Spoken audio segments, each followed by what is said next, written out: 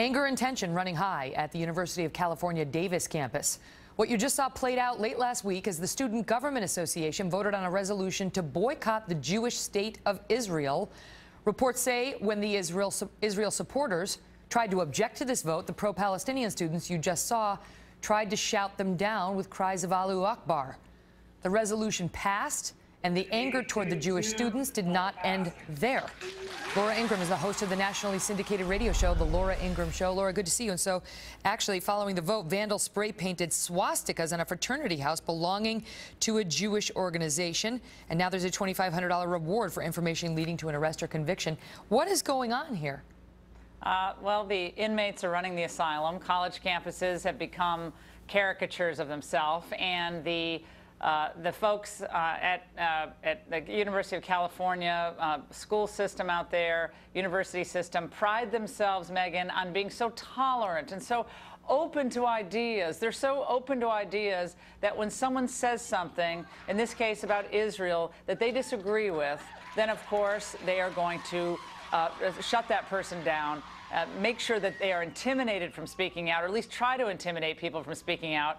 And this is just the state of things right now on college campuses. And I think people watching this at home, they think, oh, this has to be exaggerated. It really can't be that bad on my kid's college campus. And I will say, it's sad to report that this kind of thing, maybe not so dramatic, happens quite frequently on college campuses, where either conservative students or religious students feel like they really have to be quiet and they can't speak out, lest they be brought up on some type of, hate speech violation or community standards violation, and they get a black mark on their record and they can't work in the real world. Well, and it's so there you have it. I mean, the division over Israel. One of our closest allies just seems to be popping up in more and more places these days. I mean, it takes me back just to the Democratic National Convention.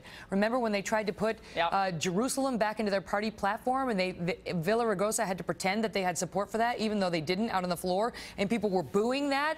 And I think people, even Debbie Wasserman Schultz, was taken aback by why that would be. But what is with the growing anti-Israel sentiment? Well, I think Israel has become, for the left, the new South Africa. Remember, in the 1980s, it was the divestment movement from South Africa. When I was at Dartmouth College, that was really big back then, and now it's divest from Israel. Israel is the left's, favorite, whipping post of fury and anger and outrage. Because remember, if Israel is an ally of the United States, Israel must be bad, because the United States is bad. The United States needs to be brought to heel. It needs to, it needs to become just like the rest of the world, no better, no worse.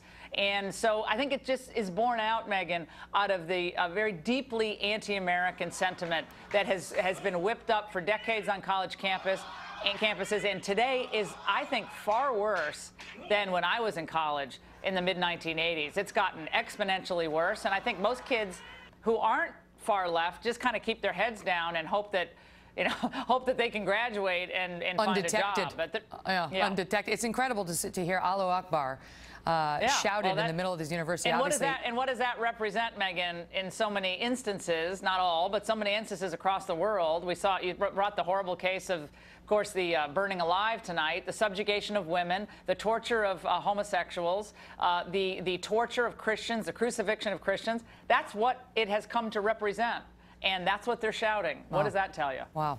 Laura, thanks for being here. Great to see you.